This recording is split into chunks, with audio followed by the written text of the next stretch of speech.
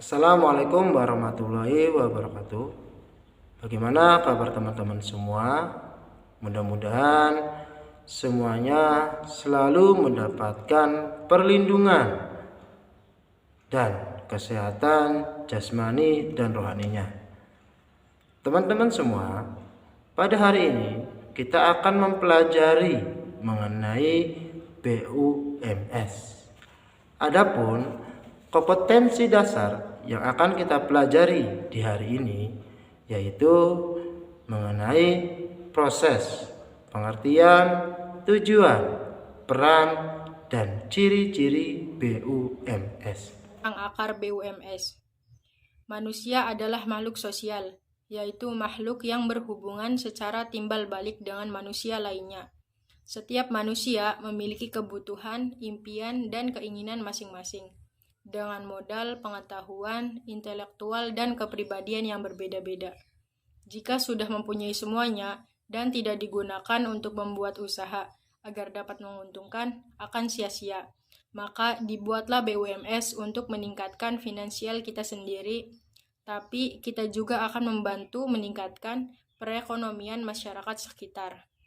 Kita juga bisa membuka kesempatan banyak orang untuk bekerja dan membantu mereka mengatasi masalah finansial yang sedang dihadapi. Kata motivasi. Akan ada harapan dalam setiap keyakinan, akan ada keteguhan dalam setiap kesabaran, dan akan ada hasil dalam setiap perjuangan. Karya Ahmad Fauzan, 20 September 2013. Maksudnya adalah, nikmatilah segala proses, nikmatilah segala ketidakpastian, sadarilah bahwa kesulitan dan tantangan ada untuk membuatmu menjadi lebih baik. Jangan berhenti berjuang, bersyukur, percaya dan bersabar. Semua akan indah pada waktunya. Negara memberikan kesempatan kepada warga negara Indonesia untuk membentuk organisasi dan mendirikan badan usaha. Maka muncullah berbagai usaha yang dikelola kelompok yang dilakukan oleh masyarakat umum. Karena tidak dilakukan oleh negara, sehingga disebut badan usaha milik swasta atau BUMS. BUMS merupakan singkatan dari badan usaha milik swasta, yaitu badan yang semua permodalannya dimiliki oleh pihak swasta.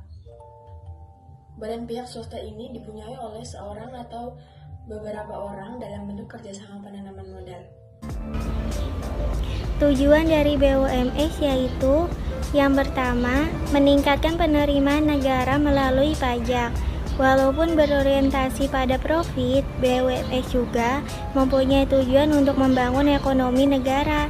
Caranya adalah dengan membayar pajak secara rutin pada negara, dan ini menjadi salah satu sumber pajak yang cukup besar. Kedua, menyediakan lapangan kerja secara luas untuk tenaga kerja di Indonesia.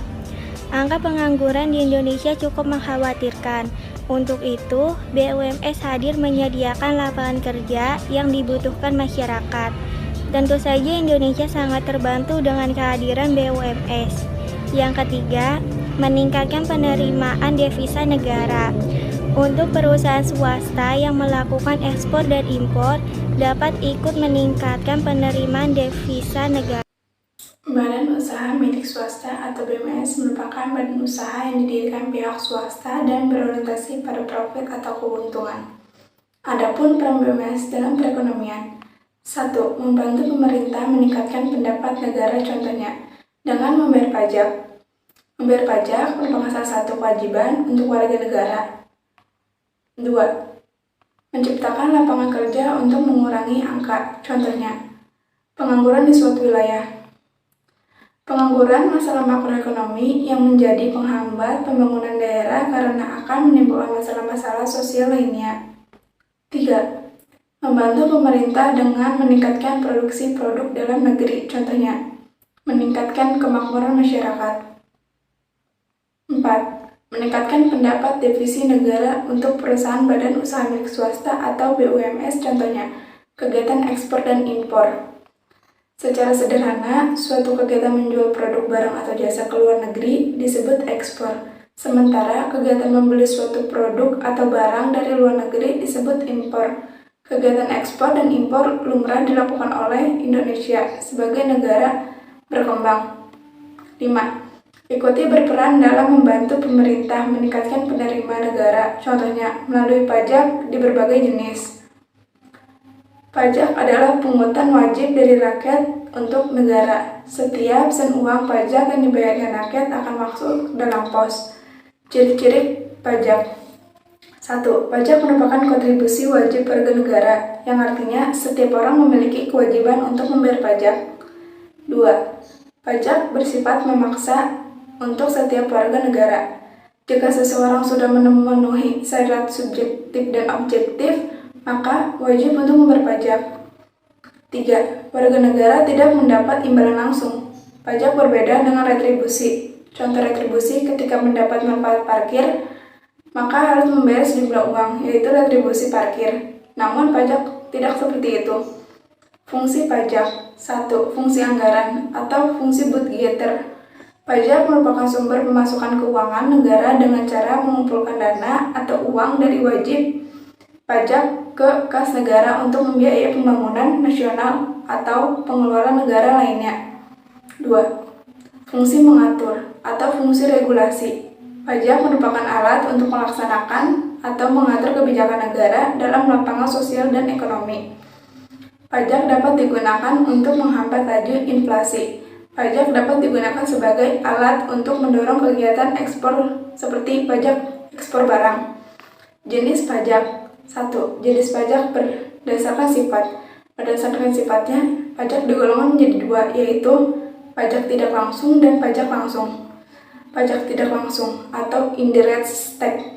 Pajak tidak langsung merupakan pajak yang hanya diberikan kepada wajib pajak bila melakukan peristiwa atau perbuatan tertentu. Pajak langsung atau direct tax.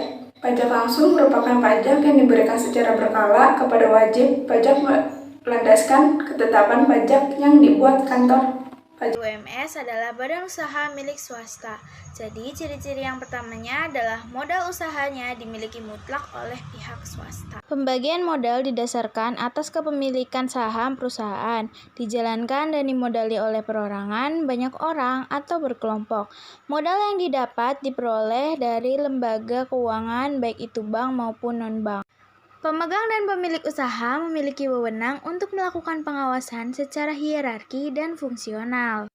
Pengawasan hierarki berarti pengawasan terhadap pemerintah daerah yang dilakukan oleh otoritas yang lebih tinggi. Pengawasan fungsional adalah kegiatan pengawasan yang dilakukan lembaga, badan, unit yang mempunyai tugas dan fungsi melakukan pengawasan melalui pemeriksaan, pengujian, pengusutan, dan penilaian. Para anggota memiliki hak suara sesuai dengan jumlah modal atau saham yang dimiliki. Yang kedua, BUMS fokus pada pencarian keuntungan. Pada BUMS, orang yang memiliki modal saham bisa menjual saham ke bursa efek. Bursa adalah sebuah pasar yang sangat terorganisasi, yang mempertemukan pembeli dengan penjual tanpa mereka tahu siapa lawan transaksi mereka. Bursa efek adalah pasar yang berhubungan dengan pembelian dan penjualan efek perusahaan yang sudah terdaftar di bursa itu. Pembagian laba berdasarkan pada pemilik saham atau modal terbanyak. Yang ketiga, BUMS memiliki badan hukum. Tujuan utama didirikannya BUMS adalah untuk mendapatkan keuntungan seoptimal mungkin dan membuka lowongan pekerjaan sebanyak mungkin. Berdasarkan pasal 27 ayat 2 Undang-Undang Dasar 1945 dan alinea ketiga penjelasan pasal 33 Undang-Undang Dasar 1945, dapat ditarik kesimpulan bahwa hanya perusahaan yang tidak menguasai hajat hidup orang banyak yang boleh ada di tangan seseorang yang kemudian dikenal dengan usaha swasta.